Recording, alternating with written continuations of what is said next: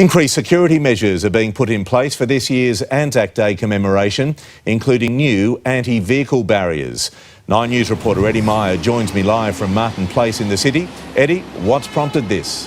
Okay, if our man Eddie on the scene was to say what actually prompted it, he would say that, well, this is another increment in the step-by-step implementation of control points and checkpoints and exclusion zones around the city. Of course, Eddie's not going to say that, and no doubt he's going to go on with a load of garbage. Well, Pete, we've not seen these so-called vehicle blockers before, but their installation for one of our most sacred commemorations is a direct reaction to attacks overseas where cars and trucks were used as weapons.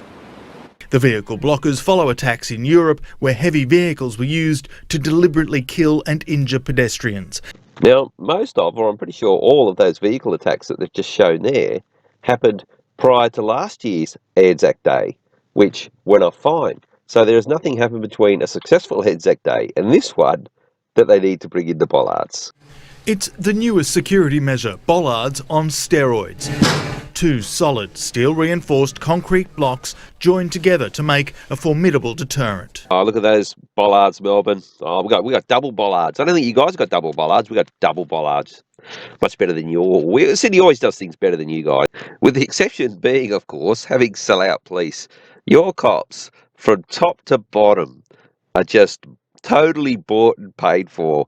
Mick Fuller, he'd like to have the title of having the most sell-out police to help his own finances and career.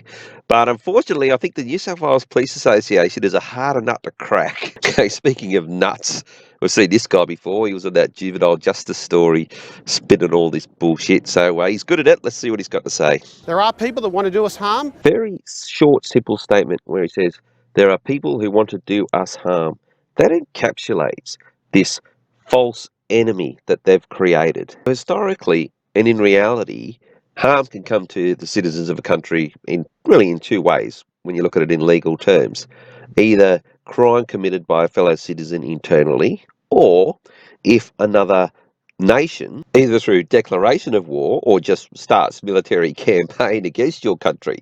So you've got internally threats and external threats. So when this idiot says there are people who want to do us harm, well, if he's referring to internal people that are citizens of the country, well, they're just going to commit a crime against another citizen, in which case they're dealt with under normal crime laws. You can't harm anyone, you can't bash, kill.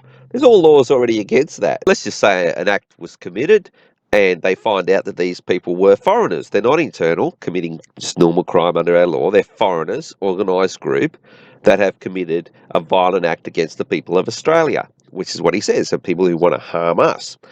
You find out the origin of these people who perpetrated these acts, find out what nation or nations they're from, and call their ambassadors in and go to their governments and say, organised groups of your people are killing our people or harming our people in our country. They're infiltrating. Now, it's not an act of war at the moment, but you need to do something about it.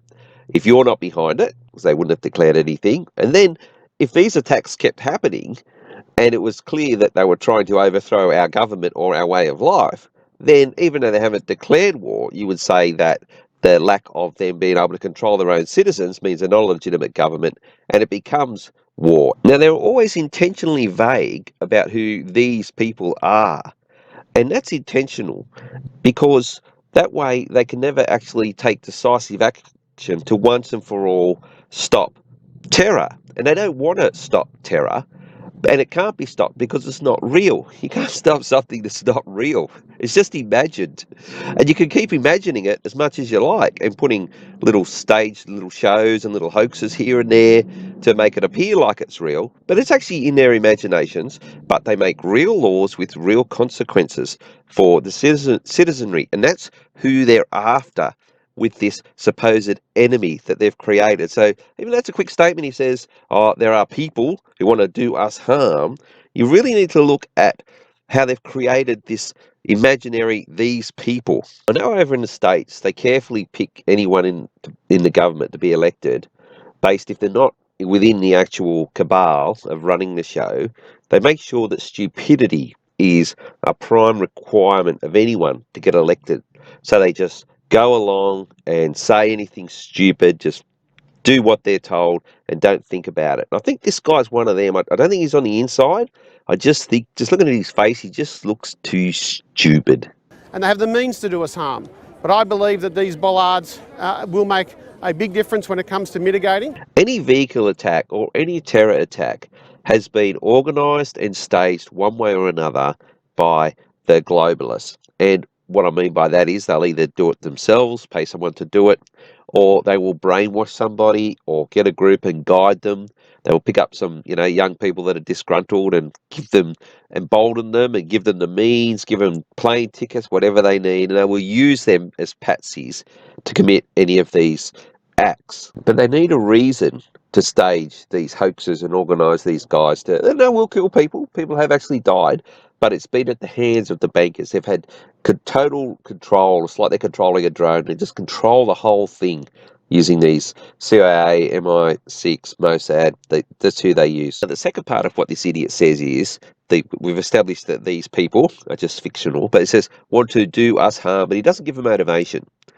Now, what they will say is, they're motivated by extremism and our actions in the Middle East. See, the only reason our Air Force is over in the Middle East, or any of our frigates or whatever, is it like one American aircraft carrier has more firepower and weaponry and kilotons of explosives than our entire military arsenal put together.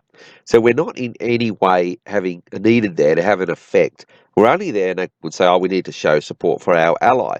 That's not the real reason. The real reason for having us over there is so that they can stage these hoaxes in Australia, these terror hoaxes, because otherwise there'd be no motivation. If we weren't involved, they would go, well, that just wouldn't happen. No one's motivated. There's no motivation there, but they can manufacture a motivation. Because you remember recently they said, about 6 months later, they said Australia has admitted to killing some Syrians. Now, they may or may not have killed Syrians. I'm pretty hopeful they didn't actually kill any. I really wish they didn't. They may have. But the point is that story was put out there to justify the motivation for causing us harm. So the people are fictional, and the motivation of causing us harm is fictional. And this idiot just is happy to just trot out this bullshit. The blockers will be installed across the city tomorrow, but particularly along the March route, which begins on Wednesday at 9 a.m. at Martin Place, before heading down Elizabeth Street past Hyde Park and finishing at Liverpool Street. Extra plainclothes and uniformed police will be on patrol, along with enhanced crowd control measures and bag searches. Okay, the bollards are one part of this. The second part is these bag searches. They just throw that at the end. And this stop and search and stop and check you is part of the police state, is part of controlling you, and they just want to use these events to just incrementally, step by step, get you used to it, get people conditioned to having their privacy violated and to be constantly monitored. Today, we want everybody to be encouraged to come and support our veterans, but also to be safe, and that's why those measures will take place. At an Anzac Sunday service at Castle Hill today, a recognition that increased security is necessary. I'm not concerned at all. I hope nobody is deterred. This is an important part of this story. What they've done is they've co-opted this old bloke. He hasn't got a clue as to what he's saying or why he's saying it, the real reason behind it, I mean. So he's saying that, don't be deterred, come on in. And that's part of their psyop, because what I would like to see is I would like to see everybody just say, look, I'm too terrified, I'm not going in. I believe that the people are real, and I believe that they really want to do me and my family harm. We're just not going in. And for everybody to just boycott Anzac Day, grand finals, Easter shows, Moomba festivals, Grand Prix, just everything. Just don't show up. And wherever they've got these bollards, just say, look, the fact that they'll say, but you're safe because we've got the bollards. First of all, the bollards are going to save you if someone really wanted to harm you. So, look, the fact that they're there scares me to the point that I'm terrified. I've seen Carl on the Today Show talk about terror. I've seen all these news readers go on about it. I'm terrified. If there's any bollards there and extra police with machine guns, I'm not going. It's too scary. Just watch how quickly the terror level would dropped right off, which I'll just get to in a second because there's a bit of that at the end there. But that's what this old bloke has been put up to say. Oh, they want you to walk that far. They don't actually want to stop things entirely because that would show it would have a negative impact on them. They just want to be able to introduce laws and procedures and condition you to be controlled. But I'd like to see a boycott. That would just really put a dent in all this garbage they're trying to put us through. This is the icon of Australia. This is our day. A similar sentiment at Martin Place. It's a very important day, isn't it? I hope it doesn't deter anyone. I think it probably will make people feel safer if that's the case. And they co-opted a few other passerbys, or one of them might have even been paid to say that. But most likely they just say, oh, do you want to be on telly? Just come and say this rubbish, will you? While police have welcomed the increased security measures, they're quick to point out that the national terrorism threat level remains unchanged at probable. I just love that little part there. Look, just keep calm. The threat level's only at probable. What does the probable means? It's more than likely than not to happen. And they've confirmed they've received no new specific security threat for this Anzac Day commemoration. Okay, so there's no new or specific threats to Anzac Day, but it still remains at probable. So I would assume on Anzac Day evening news, based on probable, more likely going to happen, there will be a terror attack at Anzac Day. But then they're saying, don't be deterred. So they're saying, look, it's probable, but don't be deterred, come on in.